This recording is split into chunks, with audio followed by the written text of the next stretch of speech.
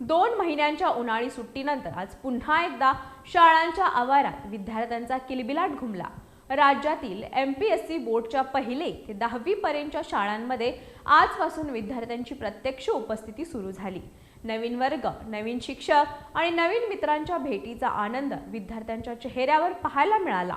याच पार्श्वभूमीवर पाहूया आमचा हा विशेष रिपोर्ट।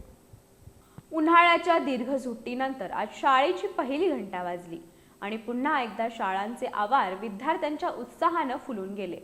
राज्यातील एसएससी बोर्डच्या 1ली ते 10वी पर्यंतच्या शाळा आज विद्यार्थ्यांसाठी प्रत्यक्ष सुरू झाल्या।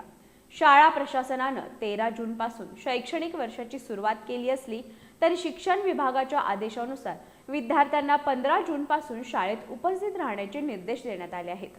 पहिल्याच दिवशी शाळांच्या परिसरात उत्साहाचे वातावरण पाहायला मिळालं।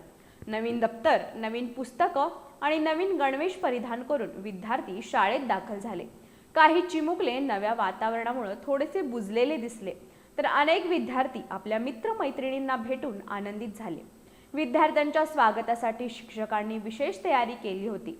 अनेक शाळांमध्ये स्वागत फलक, फुलांची सजावट, टाळ्यांच्या गजरात स्वागत आणि विविध उपक्रमांचं आयोजन करण्यात आलं होतं। नवीन शैक्षणिक वर्षात विद्यार्थ्यांनी केवळ अभ्यासातच नव्हे तर क्रीडा, कला आणि संस्कारांच्या क्षेत्रातही प्रगती करावी असा संदेश शिक्षकांनी दिला।